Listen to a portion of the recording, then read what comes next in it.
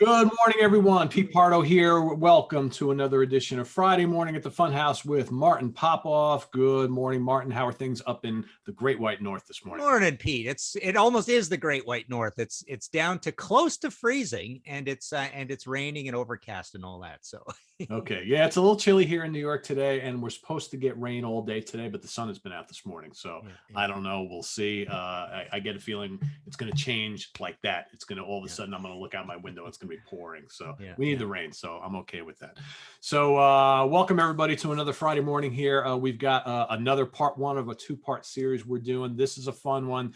This is one that I just can't believe we've never done here on the channel. Martin and I have been talking about it for a couple of weeks. So this is our look at band logos. So we've decided to do two parts, and this was Martin's idea, and it was a fantastic one. He goes, well, why don't we do a part one of the ones we really like, and then a part two of the ones that just don't really work?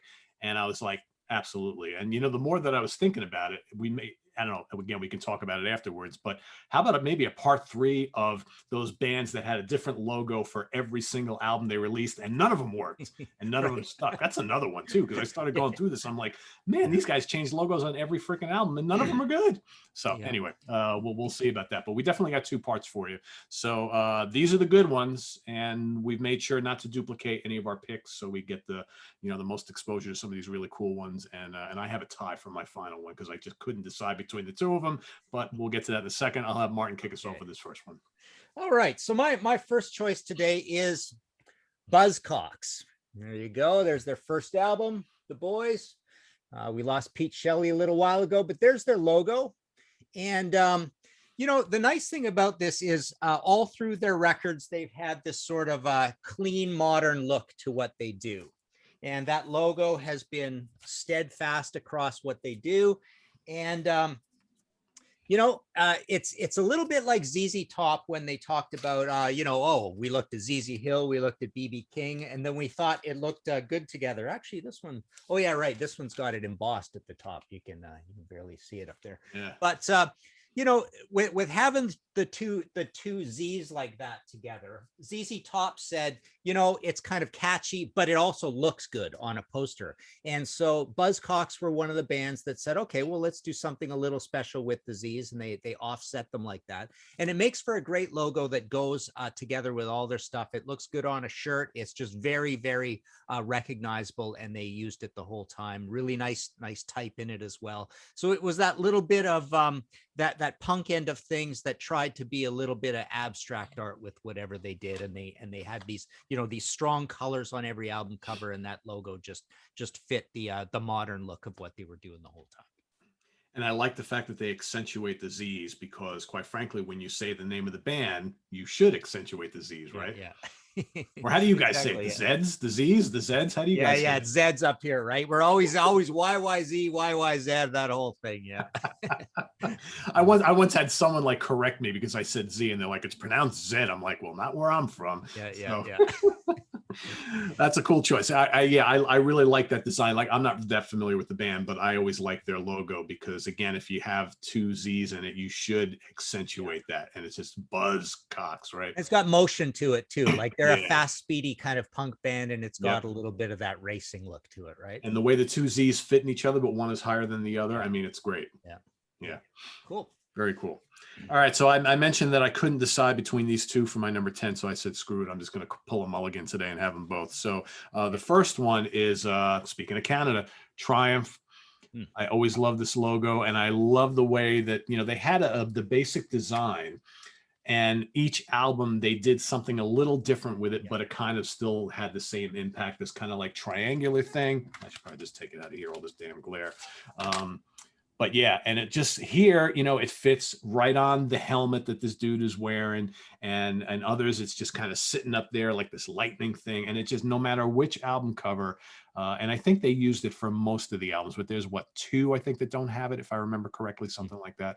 But just really impactful. And like Martin said, it looks great on the shirt, right? And that's very important, especially back when we were growing up. You had to, the album covers that look good on a shirt, logos that look good on a shirt, that's the ones you wanted to buy. So Triumph is my first one. tied for number 10, I went with Nazareth. And again, nothing really spectacular about this for the most part, but I always like the way they laid it out. It's all in lowercase, and the way you have the front, the N, and then the H kind of dripping down, almost kind of like, dripping blood, although I'm sure that's not what they were going for. And I appreciated the fact that they used this on almost every single album, even up to modern day. And there's something to be said about a band that keeps their logo consistent, even though it might not be spectacular, but you identify the band with that logo. And that's the case here. So, and they did different things. I almost pulled out the 2XS album, which added different colors into it. And that's what I think they did. It wouldn't just be one color. Sometimes they would have a little shading in there, a little, different colors inside, but always consistent, always there, always Nazareth. So I really wanted to pick that one just because I think that also brings up a good point of a logo that doesn't have to be like, wow, but it's constant, right? Yeah.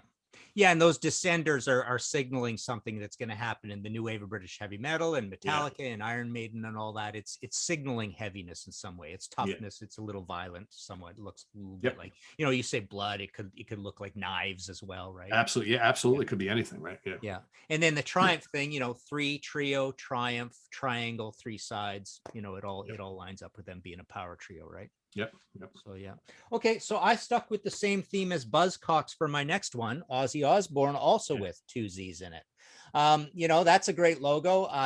He's stayed, fairly consistent with those colors. I like the way the O is tucked behind the 2 Z's. The Z's have, the line through the middle of them. So does the Y. So the Y looks like one of those, a heavy metal cross of some sort, the Judas Priest cross, right?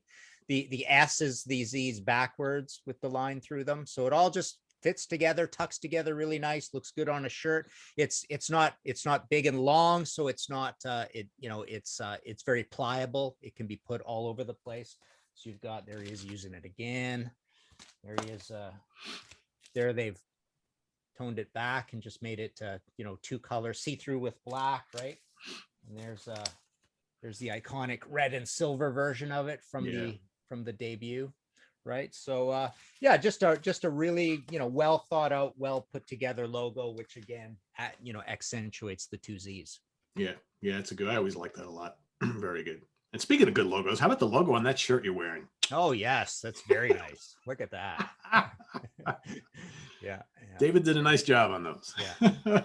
Yeah, beautiful type styles, eh? Yeah, I really dig it a lot. So this one might be my favorite out of all of them. I was going to save it for last, but I just want to talk about it immediately. And I like the fact, and this is pretty cool. And again, I think if you're not really hip to guitars, you might not even catch this, but so it's the Michael Schenker group. So again, it really started to take a life of its own on their second album, the self-titled album. So here you've got, the M with the S and the G kind of all intertwining, but then right up the middle is the Gibson Flying V guitar, right? Yeah. Amazing. You could just have that on a shirt. It's amazing. You don't need anything else. And I remember the first time I saw that, like, wow, that is pretty amazing, right? They had it on the first album without the guitar. Then they brought the guitar in. And then on Schenker's most recent album, he decided, well, I no longer play Gibson Flying Vs. I play Dean Flying Vs. So let's update the logo. And again, let me take it out of here so you can see it. Here's even better. So again, you got the Dean guitar because the different headstock, right? Which is the typical Dean, which I hate, but Schenker loves them. And look at that. I mean, that is just, how impactful is that on your album cover? Yeah. It's we know it's all about Michael. We know it's all about the V. You got, the lettering signifies the whole group. Genius. Absolutely genius. I've always loved this logo. It's one of my favorite of all time. And it worked when he was the Magali Schenker group too, right? Absolutely, right? Exactly. Did he do that on purpose? I don't know. Yeah, funny. All right. My next choice is the New York Dolls logo. So there we've got the Dolls, the iconic, great album cover and album. People really kind of say, this album's trashy, and because they remember that live they possibly were a little bit ragged, but the album is well produced, well played, complicated. It's not particularly punky or anything, but I love that logo because obviously there it is. It's scrawled in lipstick, with the lipstick hanging down the side. It looks like New York City graffiti. there it is. They used it again on their second and final album. That's the only other album they had until Reunion, of course. You know, and all those are good albums too, by the way, but this is a great album as well. So yeah, it's just it's got that, you know, androgynous feminine thing with it being pink and it being scrawled like that, like you're writing on a mirror with lipstick sort of thing. So yeah, it makes sense. It's really cool. It's dramatic. It's really New York. Yeah, it totally goes in line with everything. Yeah, that's a good choice. Really good choice. All right. I decided just to pull the box because the logo is the same pretty much on all of them. I really dig this logo. And again, it just kind of speaks to the majesty and the heavy metal might of this band, Saxon. Nice. Yeah. I mean, that's the way to do a logo, right? It's like, you know, that's just screams new wave of British heavy metal. Big, thick letters. You got the battle axe as the S. I mean, just genius. And I love how, you know, the battle axe top and bottom, right? Well, it's always hard to do this here. There we go. Top and bottom.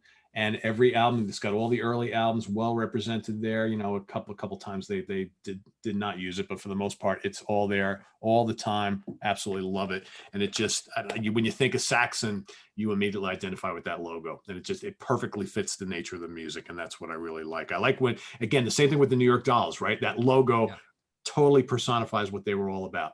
Same thing here with Saxon. Yeah. Beauty. Yeah. Yeah. And, you know, those new wave of British heavy metal logos, because there's such an indie thing to what they're doing.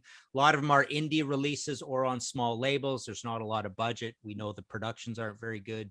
You know, there's a lot of logos that are pretty bad. And Saxon happen to have a good one. Maiden happen to have a good one. Right. Yep.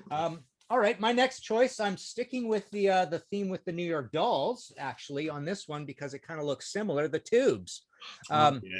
Yeah, that's a really cool one. But there are problems with it.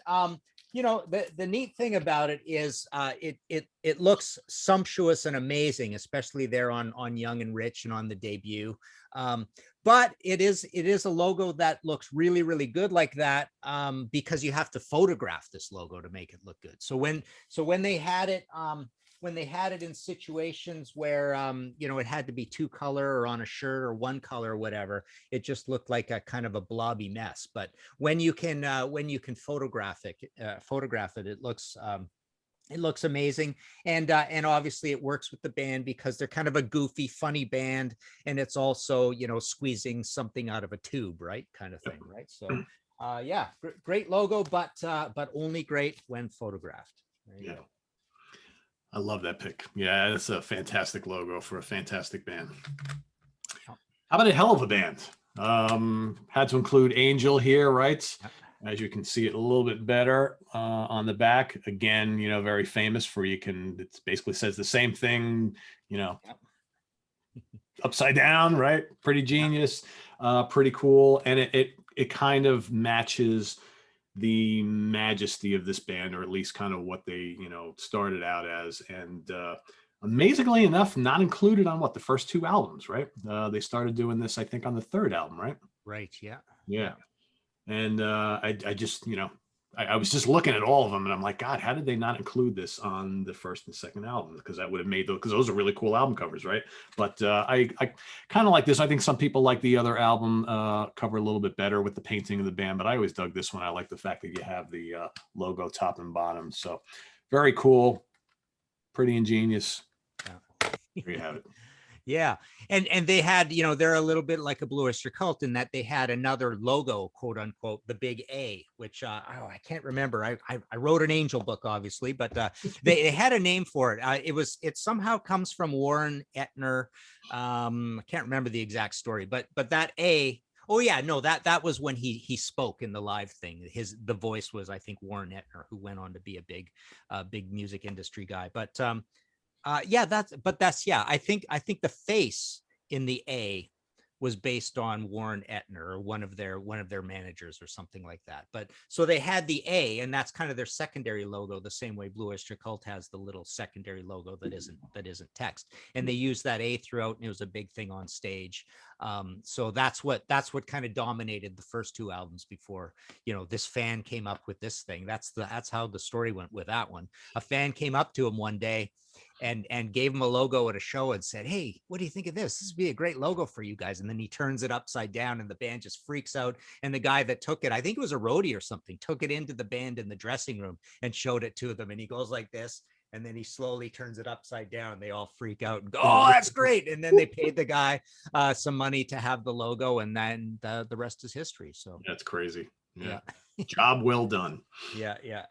All right. My next choice is this one here, Motorhead. I always loved this logo. I think right off the bat, it has that heavy metal look by using kind of like the Judas Priest Sad Wings of Destiny, sort of religious writing, that always gives it some weight, right? Gothic text. And then it's arced like that. They've got the umlaut, with snaggletooth there, instantly it gave it a bit of a biker image. It looks like a patch on the back of a leather jacket, right? Yep. With the arced way they do it. And, the fact that it is the Gothic lettering, and you could do a lot of different things with it. I think Another Perfect Day, I don't have that out here, but they altered it a little bit. Actually, here's one where they did something different with it, which proves an interesting point that I'll make later in the other episode, that text always looks terrible lined up top to bottom like that, and also Gothic text like this. You can't actually, this doesn't make the same point, but Gothic text I don't think looks good when you have it all in caps all next to each other. But yeah, that was a mistake, changing the Motorhead logo and running it down the side like that looks kind of stupid. But very, very consistent throughout. This is the first time I saw it in color, I freaked out when I bought that in a store. And then so there they are integrating it into the color of the graphics quite often, right? Joe Pitagno there with the whole he's great with color, he's great with muting it back. They've got, looking at these, they've got a lot of these nice muted 2-color album covers, and the logo is always so easy to put in there somewhere and make look completely righteous. So there you go, Motorhead. Yeah, that was a good pick. That was one of my early ones too. I was like, man, it's so iconic, and it was so consistent throughout their career, and kind of like the Saxon thing. You gotta appreciate that, right? Just sticking with it and making it work. And that's why I never understood these bands who just insist on putting a different logo on every album, and none of them are memorable. And they just. All right, here's a kind of weird one. This one is really different, I always thought, and I always kind of dug this. Kansas. Yeah, beautiful. Yeah. Right. So again, you got the kind of the block letters posed over each other. Every album had different colors to them. And again, the colors of the logo would also kind of mimic the colors on the cover. So like I was looking at the Audio Visions one before, the Point of No Return. So what they do is they change the front and the back of the different letters in Kansas based on the color scheme of the album cover. Pretty cool. And I think it just kind of matches the, prog rock majesty of the band for the most part. Yeah. Nice. They went away from it for a couple albums, and back in the day in the 80s, and I was like, it kind of wasn't the same. It's like you knew something was missing right off the bat. Yeah. So good stuff. And that's a great pick, because that might be the greatest example. I can't think off the top of my head anything better than that in terms of really putting a lot of work into coming up with a new type style. Yeah. Right. Like, have you ever seen anything like that before? Yeah, no, I mean, that's literally like, it almost looks like those are constructed in an auto shop, right? Yeah, no, you're right. They're just so beautifully done and new. So I can't think off the top of my head of literally, someone putting that much work into all these individual letters to come up with a great logo, right? Yeah. Nice one. All right. My next choice is I wanted to put in something a little more modern, just to represent the fact that everybody kind of does this now. Logos are kind of a dime a dozen now, but they can be come up with and kept throughout a whole career. So we've got Children of Bodom there. Bodom. I usually say Bodom. And it's consistent throughout, right? They used it all the time. We lost Alexei a little while ago, rest in peace.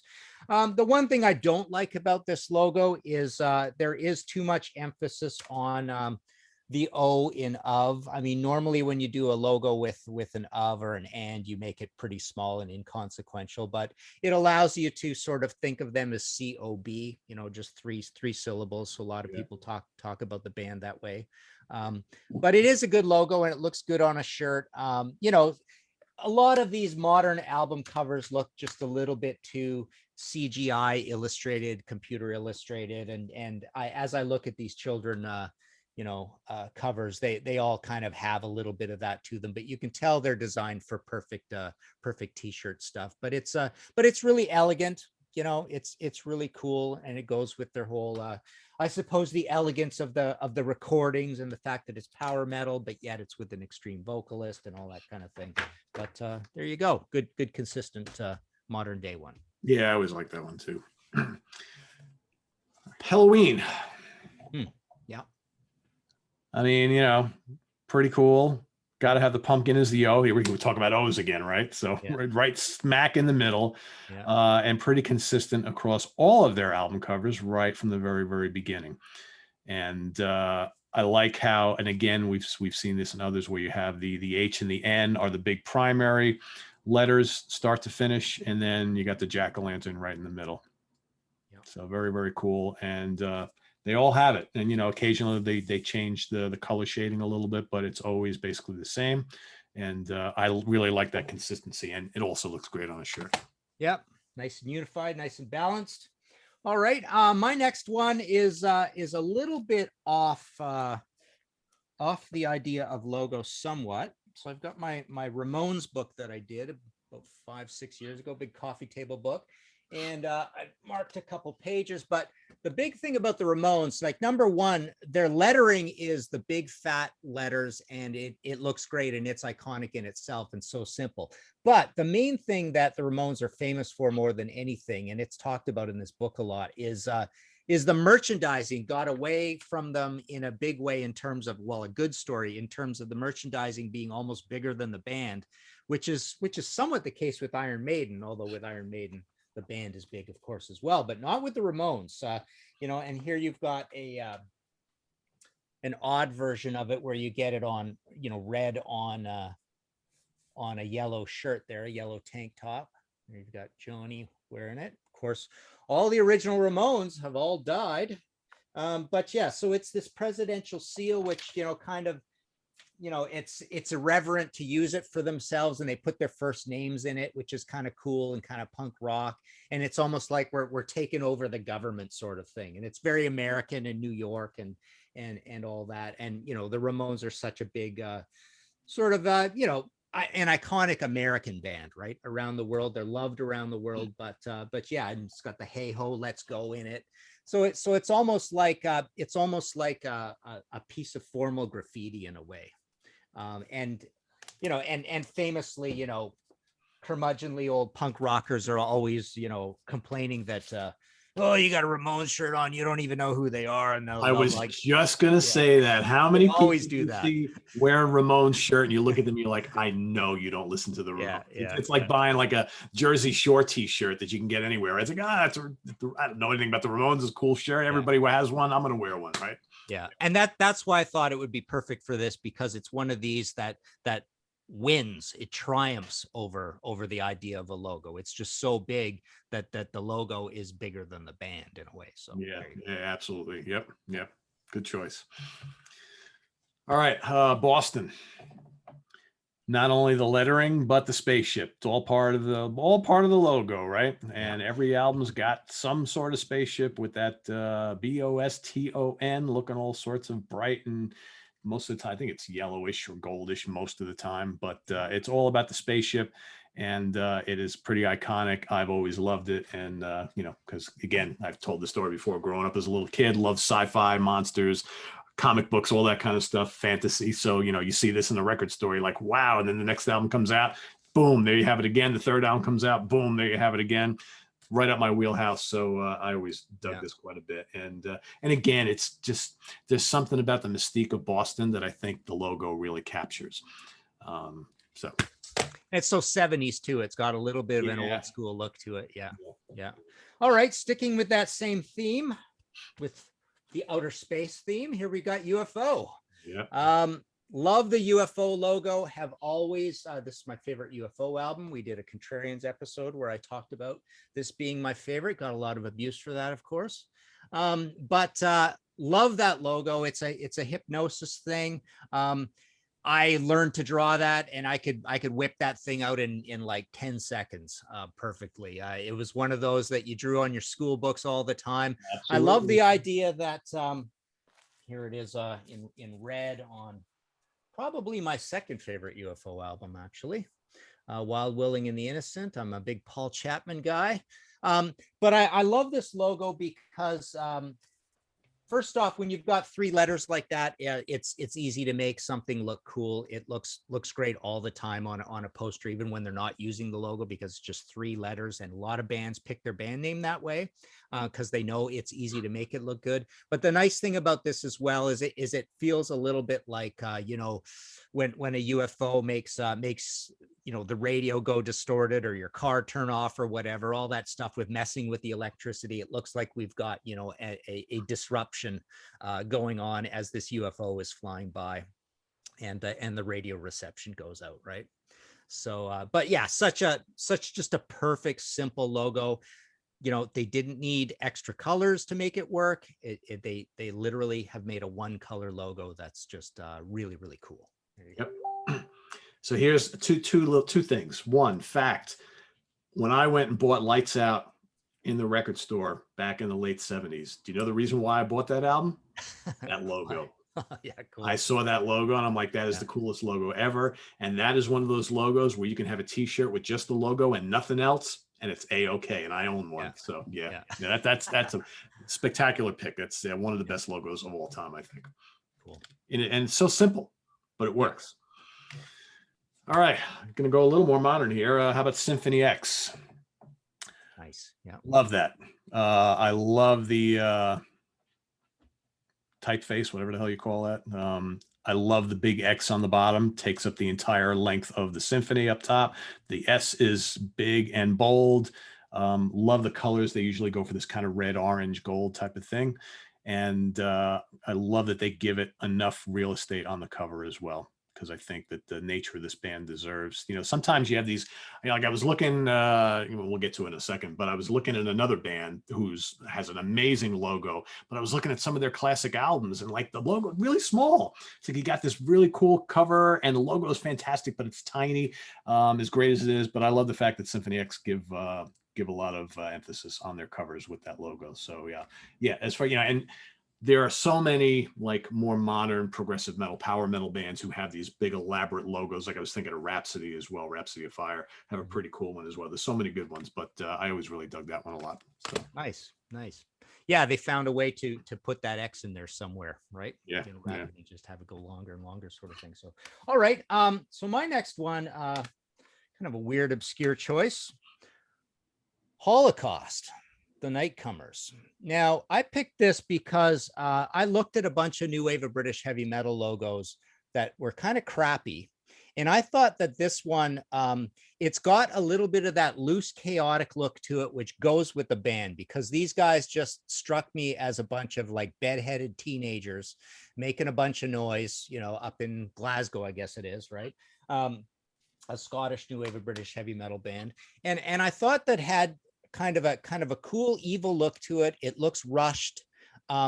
But it doesn't look completely like cheesy, like it's a bad job of a logo. And it is a 1-color logo, so they've managed to make it look cool that way. So yeah, it just looks kind of piratey and juvenile, delinquent, just like the way I kind of picture the band. There you go. Holocaust. It reminds me of something like from an old horror movie from like the 20s, 30s, or 40s. I mean, it's got that like kind of like German impressionistic thing. As soon as I saw it, I thought of like the old German vampire silent film Nosferatu, right? It looks like something will be scrawled on a crypt or something like that. Yeah, cool. Pretty cool. All right, so this is the band I was talking about before. So amazing logo, iconic logo, created by Roger Dean. Of course, got to have Yes here. But this is like one of the few that I could find where the logo is like makes up almost the entire cover. Right. And this, of course, is Keys Studio. So this is the studio tracks that were on the Keys to Ascension live albums that they put all in one release. But like you go back to like Close to the Edge, Relayer, Fragile, Topographic Oceans, and while the logo is very cool, it's very small, right? So here you can see it in all its majesty, and just it's kind of got this balloony type of a thing. It kind of, you know, all connects and whatnot. Absolute genius. And it literally looks like it belongs on like a comic book cover. You know, you have the little talking balloons, right? When someone says something, you got that's what this looks like it would be, right? Yeah. Designed that way. Very kind of simple, very almost childlike in its, you know, in its kind of the way it's laid out, but I think it's just absolutely amazing. And again, it looks really cool on the shirt, even all by itself. Yeah, and again, designers love to work on stuff that has, you know, a few letters like that, like 3 letters. It just you've got so much to work with there, right? So, and one of the few logos that are not very blocky, right? Mm-hmm. It's just kind of like it's almost, you know, handwritten type of thing. Yeah. Got a nice hippie thing to it. Yeah, absolutely. Yeah, good point. Yeah. Good point. Okay, my last one is this one here. Cheap Trick. Oh yeah, love that it is they use the Courier type. So in the old days, Courier was the most seen type out there. You know, you'd see it on press releases or whatever. I mean, a typewriter is a typewriter. It typed one kind of type basically, and it was Courier. So you saw Courier all the time. So it's interesting that they said, okay, we're going to use the most popular type out there in the world. You know, nowadays it's Times Roman or whatever, or various things. So but I thought it was kind of cool they did that. And then the other thing they did is they made it messy like a typewriter, where there's little bits of ink all over. And they've got this idea that you could show it almost like you know, what's his name, Jack Nicholson in The Shining, you know, typing something over and over again, like a little bit obsessive. Cheap trick, right? So you've got it there repeated. You've got it there repeated. Here it's just once up in the corner, split into 2 lines. Here it is a little bit jagged out, you know, like kind of drawn through. On the debut album, they did it like that. They ran it across the end. There it is on this promo thing called the White Album. So there it is, you know, as a see-through. And then here you've got the Found All Parts Isolated and Destroyed, where they are destroyed. Isolated, found all. That's a No Means No album title. Found all parts. There, found all the parts. The 10-inch EP, right? Which I think came with one of the albums, and then, you know, not the greatest songs on it. But there you go, them going just absolutely crazy with it. Oh yeah, always looks great on a t-shirt. You can fool around with it. You can have it twice. You can have it a bunch of times. Just a really cool logo. Kind of smart, kind of funny, like the band. Yeah, no, that's a good point.